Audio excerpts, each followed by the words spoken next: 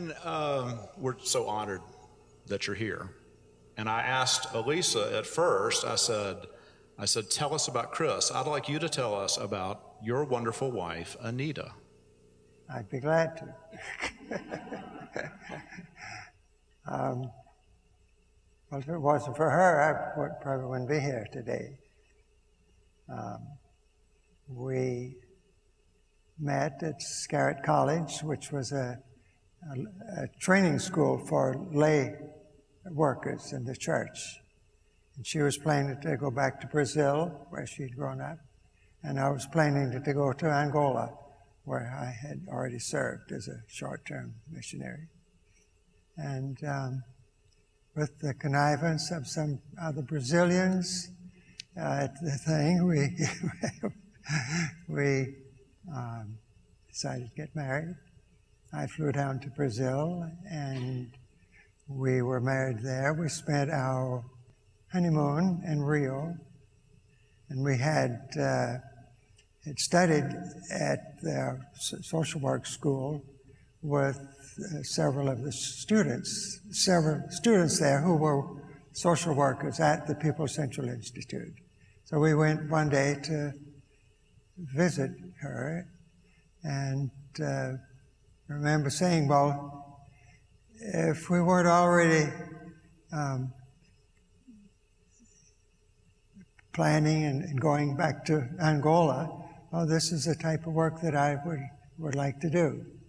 And one day when we were there, the director took us out to the new camp that was just a few months old, and never thinking that we would return some years later when we were expelled from Angola, and the opportunity came that the People's Institute was looking for a social worker.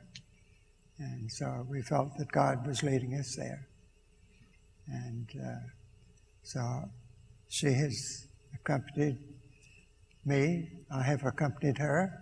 And she ought to be up here also, because we've always worked very close together. And you've been married how long? We've been married 53 years. 53 years. And your granddaughter, Julia, is with us tonight. She lives here in Charlotte. Yeah. She's been visiting our church. We're glad that you're here. You grew up in Charleston, yes, South Carolina. Very good. When we were in Rio, I asked you this question, and you gave me a fascinating answer, which I'd like you to share with these folks. I don't know. This is a test to see if it's the same answer. My question was, what got you interested in ministry? You're not an ordained minister. No, just a regular Joe like you people. Yes. And what got you interested in service and being a missionary, like when you were a kid? Well, I grew up in the church.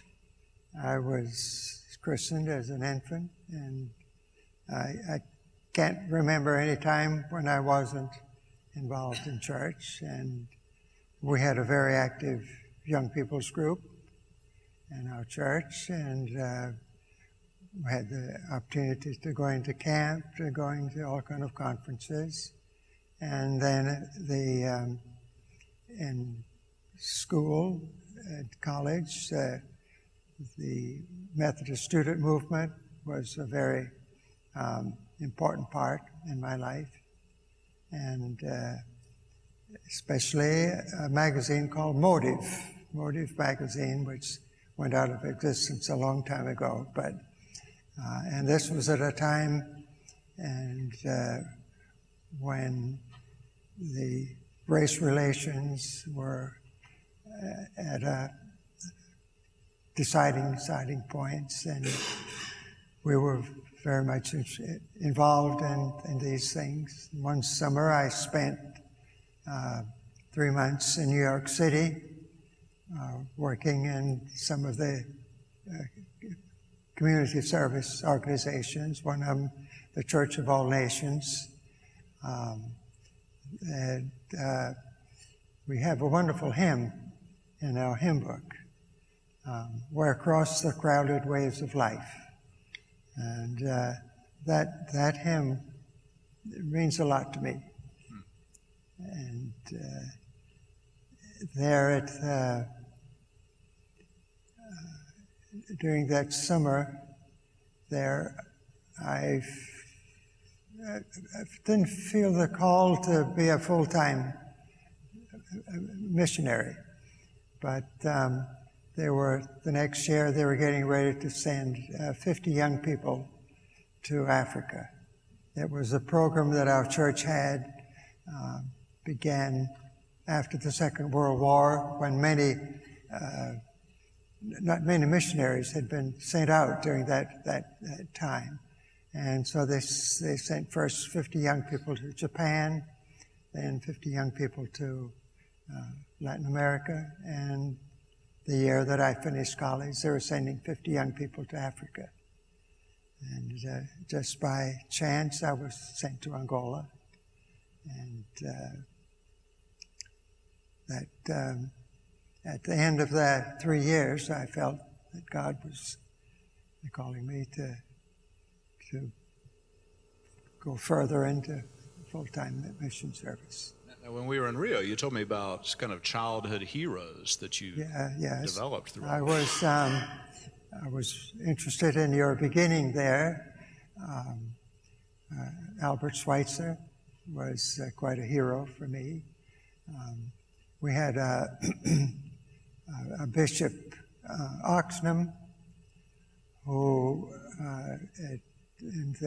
during the communist trials, and they were accusing everybody of being a communist. And he stood up, and the Methodists were being accused of being pink. They didn't say red, but we were pink, pink communists. And he stood up against McCarthy and all these false accusations that were people's lives were being destroyed. And he was willing to stand up and be counted for that.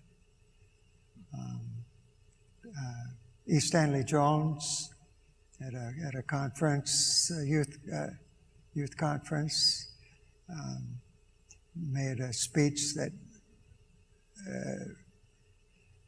was a time I really felt God present in my life as we dedicated ourselves to various items. I remember one was to not smoke. And he said, I hate to see these little old grandmothers smoking. And I had decided then that I wouldn't start smoking.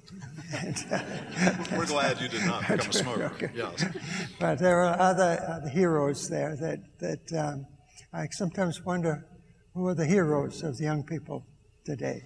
I've thought about this. I mean, churches set goals for themselves. What if we were the kind of church where the teenagers in the church would say, our heroes are, Methodist missionaries? I mean, think about that. Just how different the world would be 40 years from now